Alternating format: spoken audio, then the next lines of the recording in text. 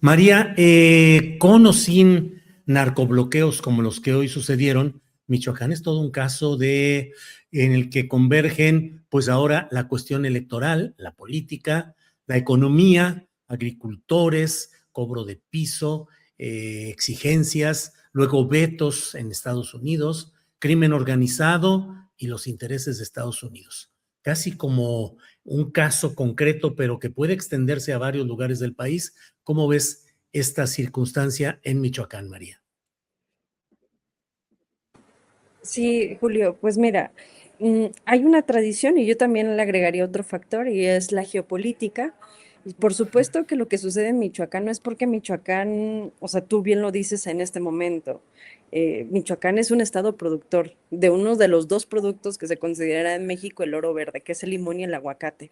Y lamentablemente para el productor se ha encontrado con la barrera de que tiene que pagar una tasa para poder sacar su producto y de ahí alguien se lleva una buena parte de ese dinero sin tener que trabajar absolutamente nada y que es un problema que no se averigua, no se hace y se ha normalizado como estas cadenas de que así tendría que suceder en Michoacán. ¿De qué creo que tendría que pasar? Que tendríamos que empezar a resolver eso, porque por supuesto que esto siempre tiene que ver con el origen del dinero y a dónde va ese dinero y qué está financiando ese dinero. Mm, yo creo que los bloqueos tendríamos que entenderlos como la necesidad desesperada que tiene una población. No quiero decir que la población los esté realizando porque no es así, pero que es un efecto de lo que tiene que estar sucediendo y que no estamos discutiendo. En otros espacios he dicho, cuando la izquierda deja de discutir y de debatir y que le damos la vuelta hablando ahorita con el tema de seguridad, que pareciera que es el tema, y no irnos a las causas de fondo, me parece que le damos la vuelta al problema real, que es, tenemos una serie de productores que mueven muchísimo dinero en productos y que nadie está velando porque su producto sea vendido de la mejor manera. ¿Por qué lo veo? Y veo que no hay voluntad política. Vimos durante los primeros años de López Obrador, los primeros meses, me atrevería a decir, cuando hubo todo el tema del huachicol, había el ejército cuidando esas carreteras y cuidando toda la vía de distribución de la gasolina para que no sucediera más. En el caso de los productores me parece que los hemos dejado totalmente solos y me parece que tendríamos que estar exigiendo que se garantice porque es un estado que permanentemente se encuentra bajo el ataque a la violencia de múltiples factores.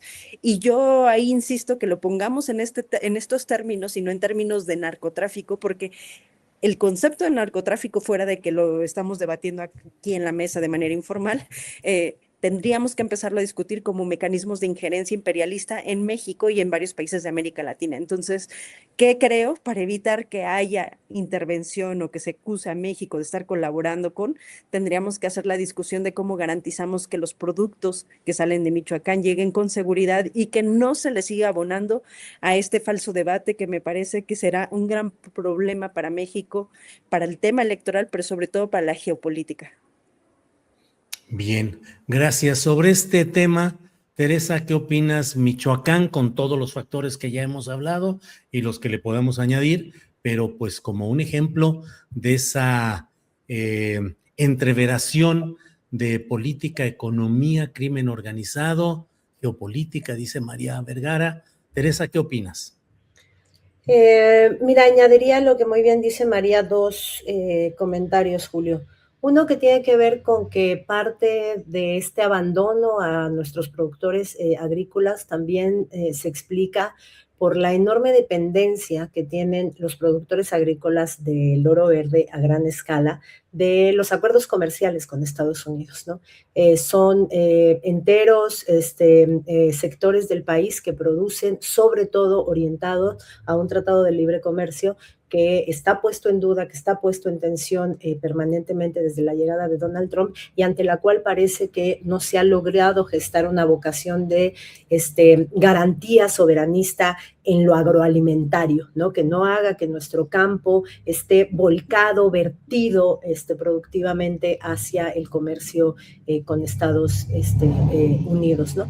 Eso por un lado. Por otro lado, me parece que el caso Michoacán tiene otro ingrediente que lamentablemente cuando el crimen organizado lo copa todo olvidamos y que tiene que ver con esta larga trayectoria ya de muy largo aliento de experiencias de territorios autónomos, pienso sobre todo por supuesto en la experiencia de Ostula, que han sido muy difíciles de mantener en tiempos de 4T, no solo por la presión del crimen organizado que necesita desestructurar cualquier red de organización comunitaria que haga impenetrables ciertos territorios para el trasiego, para la presencia, para la extorsión, es decir, para las actividades del crimen organizado, sino que además ha sido también muy golpeado por procesos represivos y también de deslegitimación en la narrativa oficial.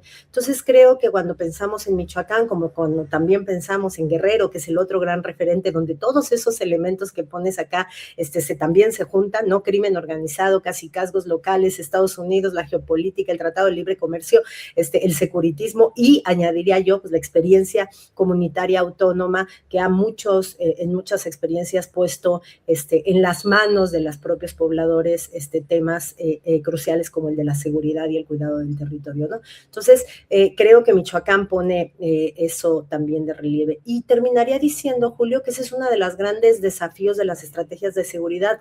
Recuerdo siempre que pasan estas noticias de narcobloqueos por un operativo de descabezamiento de alguna célula importante criminal.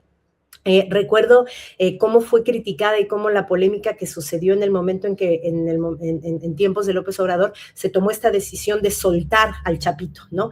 Para intentar atemperar las afectaciones a civiles que pudiera tener la reacción del cártel ante la detención. Creo que esa es una de las piezas más complicadas o de las jugadas más importantes y más complicadas y más delicadas del ejercicio de quienes hacen la seguridad pública hoy día en el país, porque efectivamente a cada aparente éxito policíaco en términos de descabezamiento, se genera un estado de zozobra que hay que ver cómo se contrarresta. Siempre tiene que haber un movimiento de control de daños a un éxito militar o policíaco o de inteligencia, y creo que es un ingrediente que vamos a ir viendo si sigue como habiendo esta política del descabezamiento como un puntal importante de la estrategia de seguridad.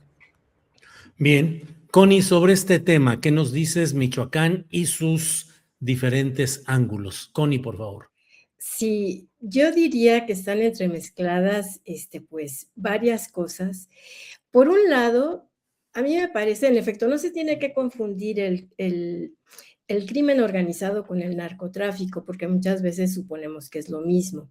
Y aquí están jugando como las dos cosas.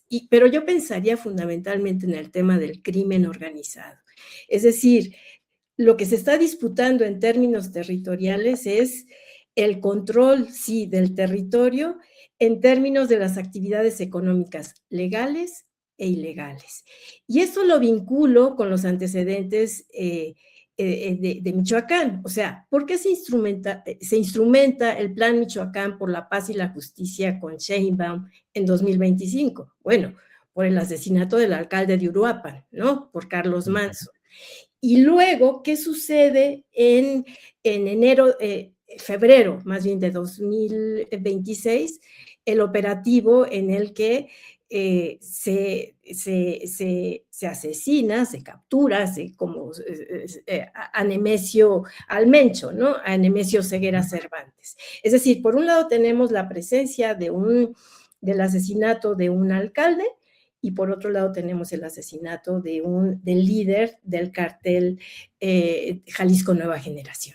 O sea, son parte del crimen organizado. Yo no estoy diciendo que estén involucrados ellos dos, ni estoy acusando de nada. Estoy diciendo, son figuras en las que estamos viendo una parte del gobierno, de la estructura de gobierno, y por otro lado, una estructura ilegal también que establece mecanismos de cobro de piso, o sea, es una economía legal, formal, y una economía ilegal. Y eso es lo que se está disputando. ¿Y qué es lo que se está disputando en términos de esto? Y que yo considero que Michoacán en este momento puede leerse en clave de un laboratorio de lo que puede suceder en otros estados de nuestro país. Entonces, lo que tenemos es, sí hay producción y tráfico de drogas dentro de Michoacán, no podemos negar. O sea, Michoacán ha sido una zona históricamente productora de cultivo de marihuana y de amapola, y hoy está comprobado que también de drogas sintéticas, ¿no? De metanfetaminas y tal. Pero también hay una extorsión y hay un cobro de piso a sectores productivos, lo que planteaba María hace un momento, o sea, el oro verde, ¿no?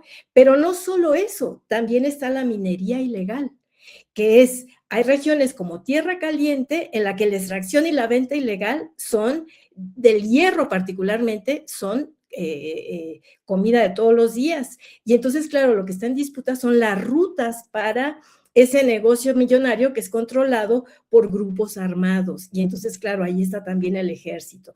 Por otro lado está el control de puertos y de rutas logísticas para sacar, digamos, toda esta economía ilegal. Entonces vamos sumando la tala clandestina, el control político y social local. Entonces, al final lo que tenemos es que lo que vislumbramos es el cártel nueva generación, ¿cómo se llama? Los caballeros templarios, o sea, pero en realidad es todo una argamasa de autoridades locales, federales, y de grupos empresariales y de grupos paramilitares, y que quien está padeciendo en efecto es la población civil. Y ante eso, pues la ultraderecha, bueno, se relame porque pues la gente dice, hay que buscar una forma en que rompamos con todo esto, y claro, la ultraderecha ofrece paz y orden y seguridad.